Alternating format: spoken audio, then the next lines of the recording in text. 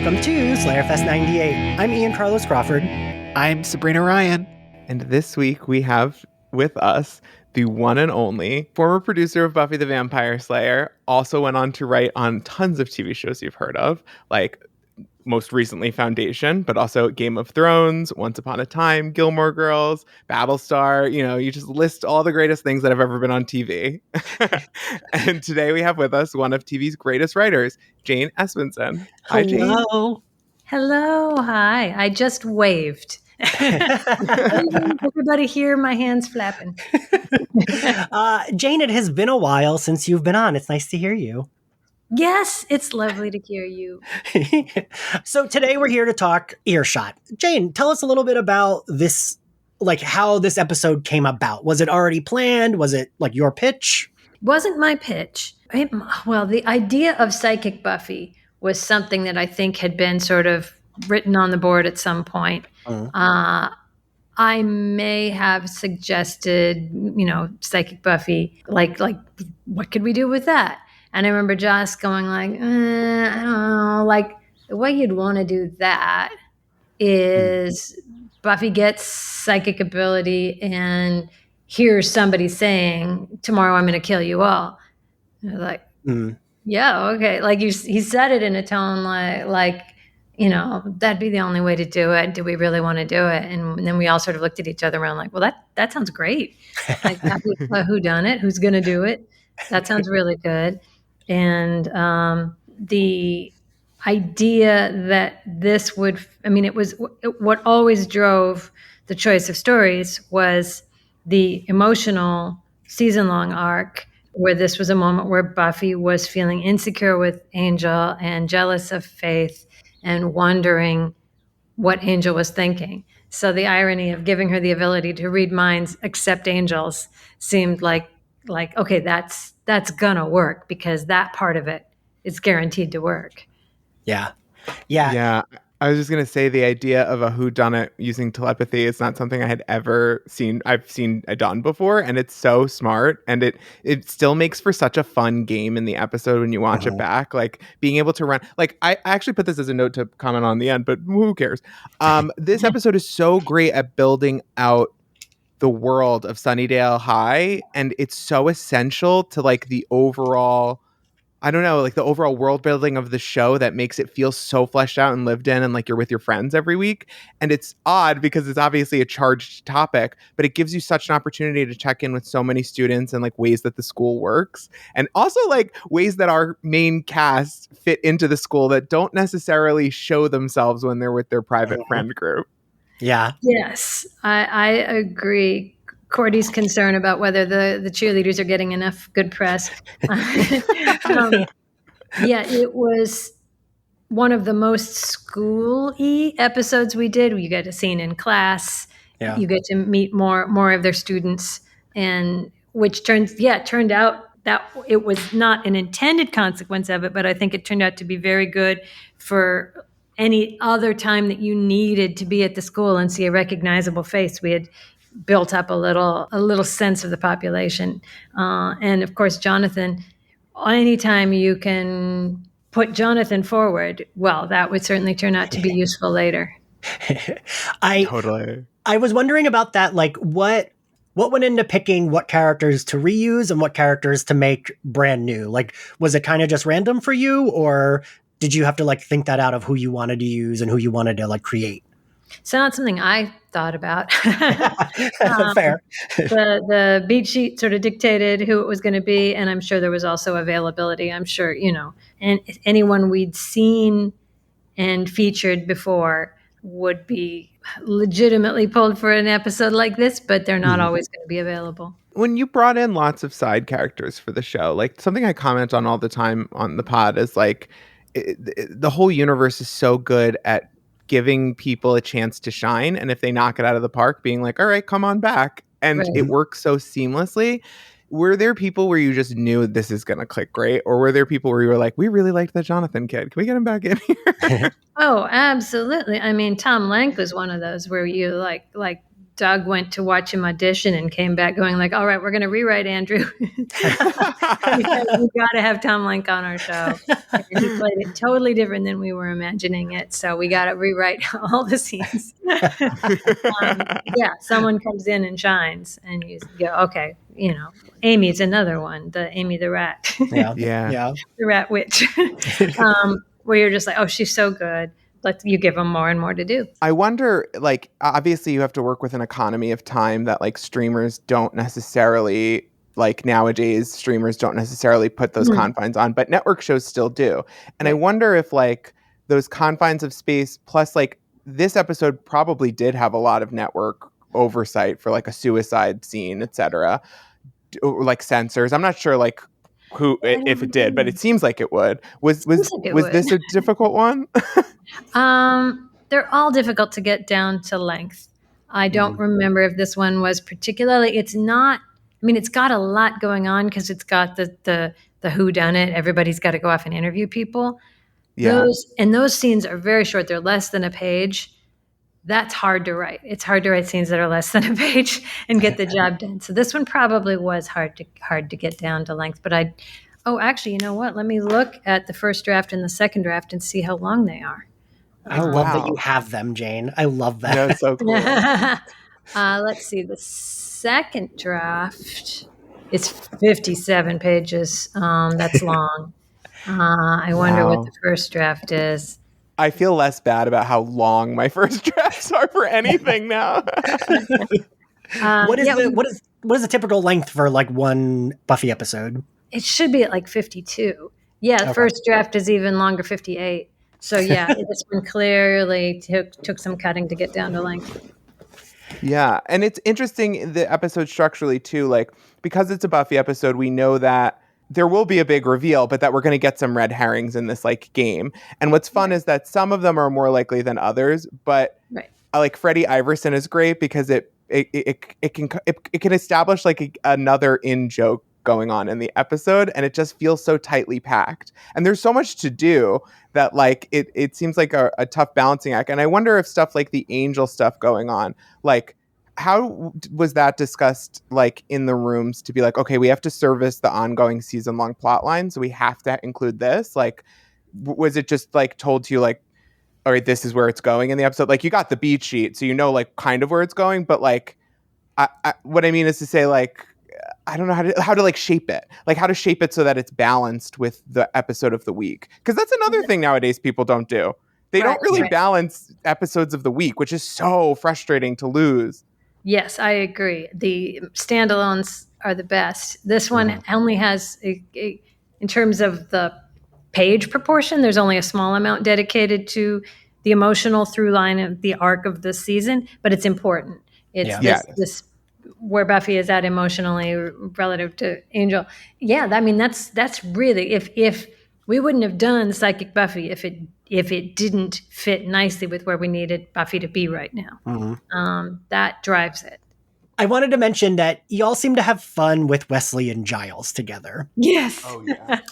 It's like Frasier and Niles. It's like you want to give a character someone to play off who's like them, but more so. So Giles seeing his own officiousness magnified in Wesley, that's just always going to be funny.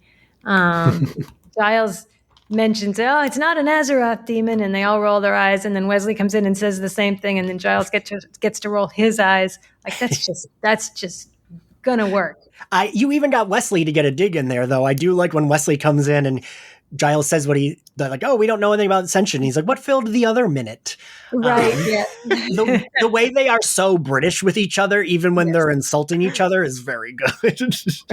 I remember being on set and Wesley was calling for a line reading, and the script coordinator said, well, she started the line, can't something, and he repeated it, trying to remember the line, can't, and he starts saying it in the British accent and he remembers the line. It's so much fun. I gotta say, was it always Wesley wasn't planned to come back an Angel, right? That was kind of like like a happenstance, or did you guys always want to bring him back at some point? I don't remember for sure, but I suspect that it's one of those things where we brought him on. Oh my God, he's amazing. Let's use him more and more and more.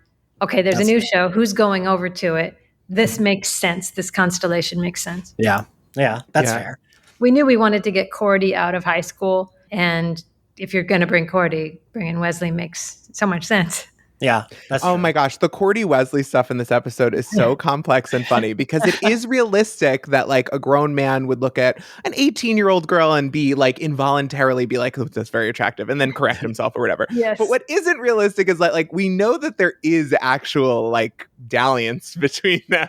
So it's the one time I truly looked at Xander and was in total agreement. Oh, and the other time is when he had sex thoughts and just ran away. Yeah. I mean, I don't know if you do that now. I don't know if you do the Wesley Cordy story now. It is inappropriate. Xander is not wrong. I've been saying this season that the thing that's hard for me is I forget that Wesley's not supposed to be their age because Alexis looks so young that I'm like, oh, well, they're the same age, right? And then I'm like, no, he's supposed to be. And Cordelia is so sophisticated. And like, of course, like Buffy is emotionally complicated and Giles has an inappropriate father relationship with them. So it just kind of got lost in the mix for me. But we always sort of played Cordy as older than, I mean, that's one of the reasons we sort of wanted to get her out of high school is it just, she felt older than the others. This in particular, because it's such a high school centric episode, it would be hard to integrate today's like social media style stuff, right? Like I feel like, especially a telepathy episode, then you'd have 3 versions of people, like who they present as, who they are, and who their like internal lives are. I wonder like if you ever think about that now, like I know there's murmurs of a reboot or of a sequel show or a spinoff or something, but do you ever wonder like how it would work today with, I mean, technology and magic is like a lot of possibilities and variables for a very small town. Yeah, that's really interesting. You know, we said cell phones don't work in Sunnydale for a long time, kept them out of the show for as long as we could because there's too much like, hey, I'm trapped. Yeah. Like, me and my Apple Watch being like, I fell. But then you look at every show since and they've managed to seamlessly get people in trouble, even though they've got phones. And boy, there'd be a lot of texting and calling. And you just break the story so it would make sense. We all live our lives that way, and our lives haven't gotten less complicated and easy. That's true. So I think it would be a very interesting task to put that in and to play with that, with the different versions of people. You know, you would see Buffy you could, in fact, have Buffy check in with Angel more times throughout this episode if she could have just been sending texts and not getting a text back, or sending a text that she's hoping is going to prompt a response that it doesn't get. I think it would have worked just fine. I would love to see. I assume Buffy uses emoticons where you like type the like parentheses and like the colon for the smiley face. Whereas I would love to see Willow's frequently used emojis. I feel like they'd be the cutest emojis in the whole. Oh yeah. Yeah. Willow might do that thing where you can change the font that you text in, so it's always in cursive or something. See, CJ, this is why you've been writing for TV for so long, because you like on the fly, you're like, oh yeah, this is how they would text. Oh yeah, that was. She'd find a way to set her phone's language to like ancient Sumerian. Oh yeah, the tech possibility. I mean, I remember the first time we had her Google something. Yeah, and we were like, we had to make a point of Googling. And it's like, oh my God, it doesn't feel like it was that long ago, but it was ancient tech, and she would have a lot of fun doing modern stuff. You know, I mean, the show famously invented the word Google and internet dating demon guys. Yeah, that's one of the like fun facts that people like come back to, is the fact that Buffy was, I think it's like the first show to ever use Google as like as a verb. As a verb. And also the first show to do lots of slang. So right, yeah, and it's funny because I don't know if I've ever asked you this before, Jane. Are you like, I don't know how into horror you are. Do you watch the Scream movies at all? I saw the first one or two. Yeah. Okay, so like Buffy and Scream both are, you know, from the late 90s, but I think do a good job of, even when they use technology, it's so light that it's not dated. And the fourth Scream movie, which I do love, I love all of them. It's, my favorite horror franchise, has blackberries. And for some reason, for me, that immediately dates it. Like more than anything else. There's a character whose whole gimmick is that he has a backpack that he live streams his whole life from, and people are like really freaked out by this guy. And I'm like, this is like I walk out the door and I'm on TikTok live for some 13-year-old. Like, yeah, that's really interesting. I think the if I understand the point you're making, it's that we don't notice if we don't see any tech. Yes, we do notice if we see the wrong tech. Yeah, it's probably good we didn't start integrating a whole bunch of cell phones. This is because you would notice right away that they're flip phones. Yeah. God, it might have been pre-flip phone. Oh my God. Plus, like, the culture around phones is different. Like, there used to be a time where it was so rude to answer your cell phone if you were anywhere. Like, that was only for when you were in between places.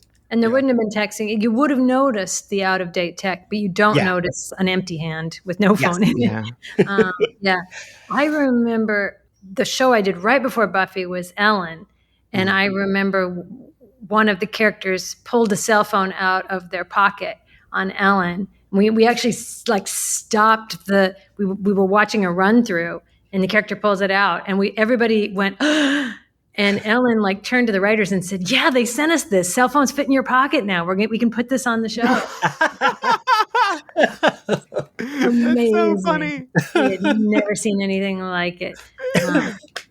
Now that would look kind of ridiculous. Of what phone she pulled out of her pocket was a very ancient looking flip phone. I know this is probably like the most thing done ever to Ellen, and I apologize to her. But speaking of Ellen, there's a lot of queer stuff in Buffy that is obviously groundbreaking. But what really got me as a kid who knew that they were different was the Larry storyline here, him being so proud and so like nothing happened. I'm perfectly fine. Like, guess what? People like mostly don't care for the most part. And the people who do care, like whatever, like the attitude of it that communicated so much. I wonder where that came from, because I didn't see that at all outside of very publicized, charged like Ellen coming out episode kind of stuff. Right. I think I was on the wrong side of that. I think I was like, oh, the trauma. And Josh was, no trauma. This is going to be fine. And I go, oh, well, yes.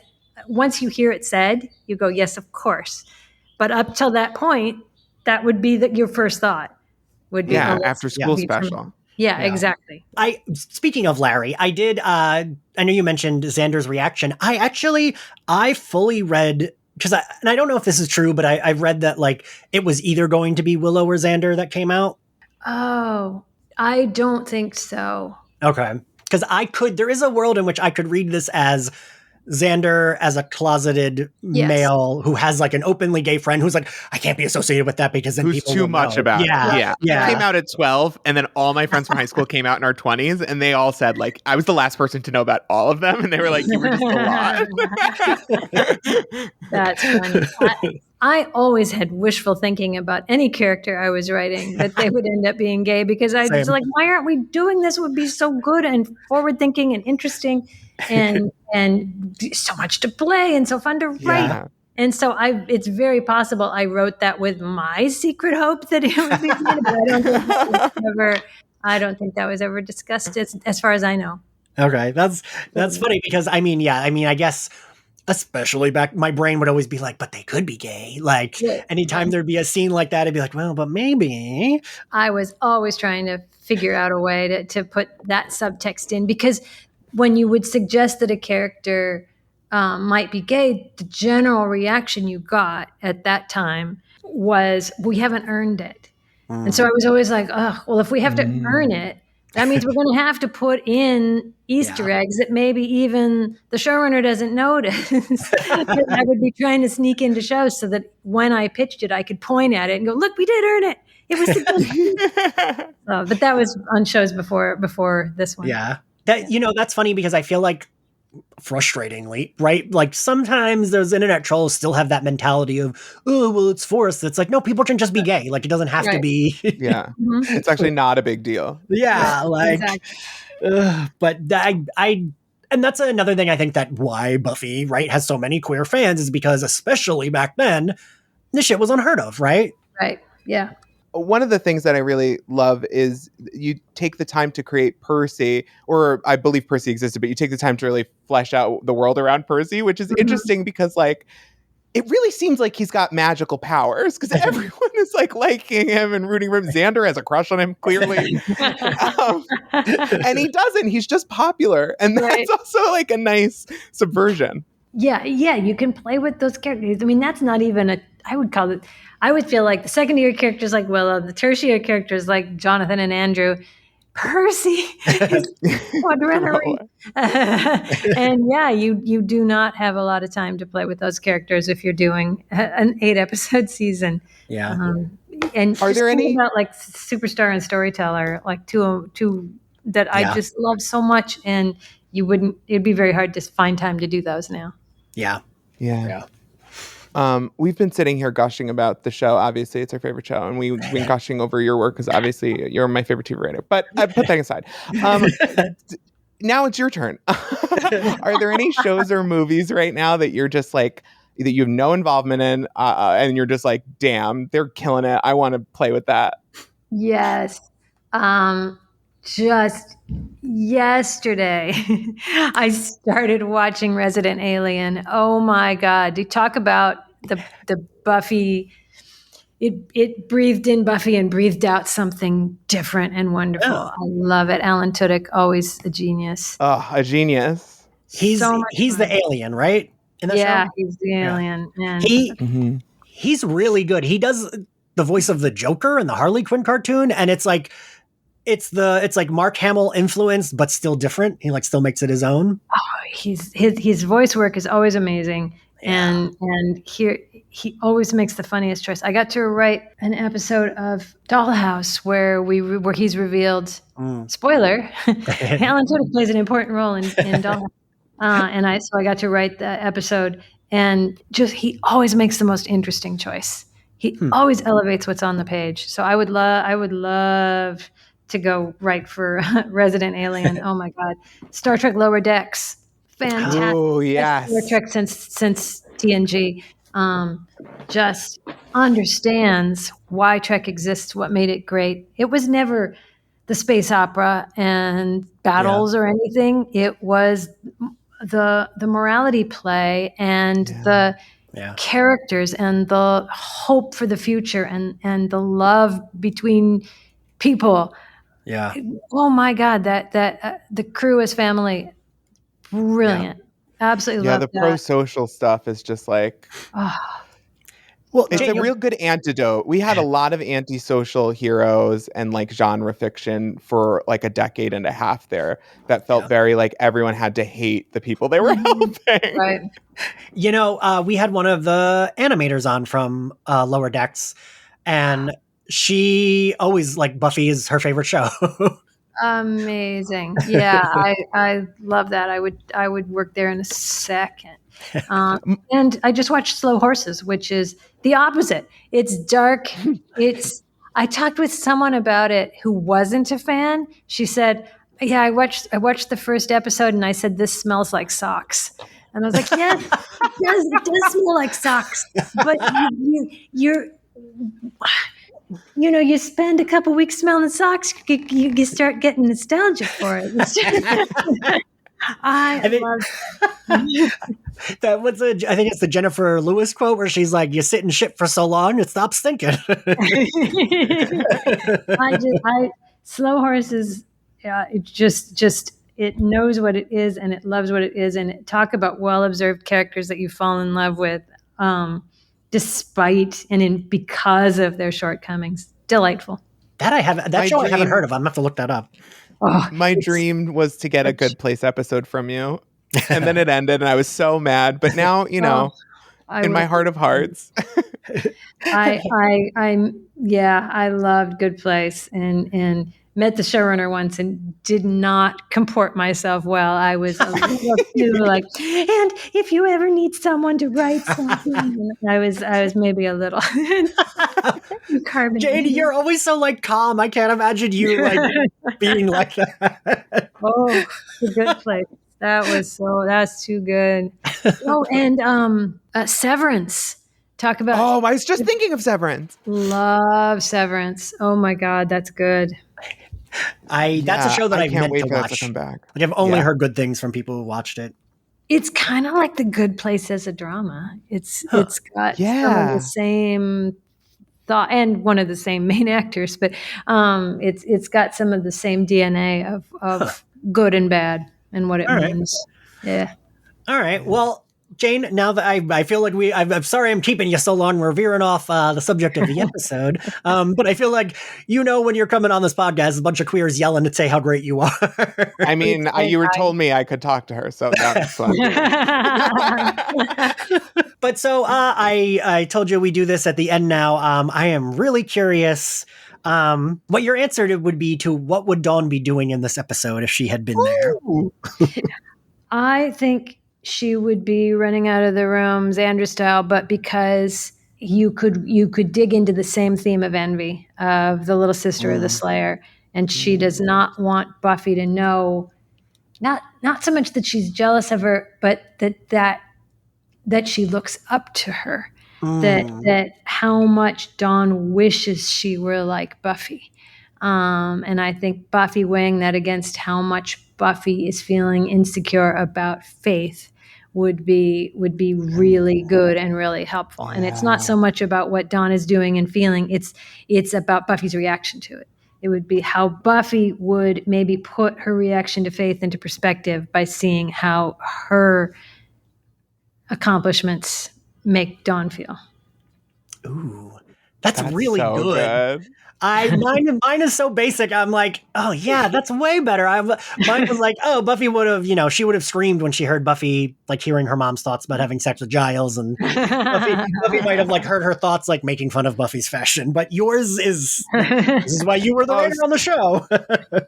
See, I was gonna say there's a Tom and Jerry style cat and mouse game happening in the background where Dawn keeps accidentally stopping the lunch lady from killing everybody until eventually someone steps in. That's funny. That's a good comedy version of that. What is I gotta ask, what's your favorite scene from this episode? Oh, you've got to go with Jonathan on the clock tower, which I did not write. I read my first draft of it. It's fine, but the way that was rewritten, when he talks about, you have the crippling problem of being beautiful and popular. And what Buffy learned from this experience about like nobody's looking at you, everybody's wrapped up in their own pain. Yeah. Like that's deep and important and really well said. And I think that has to be the scene you point at. It really is good. And like, I mean, y'all always lucked out. Not even lucked out, but like picked your actors so well that you could have, Danny Strong, who played a character that, up to this point maybe had like 10 lines. Right. And still deliver this so well. And like him and Sarah do such a good job together, right? Because I feel like when you have a character like that, there's a chance the actor might not be so great, right? Right. Yeah. I mean, we knew Danny could do it, but you are always taking a chance when you have an actor who said so little, but he delivered what he had done to that point. So I don't remember us ever having any hesitation that he could do it. That's fair. Yeah. Well, Jane, thank you so much for joining us.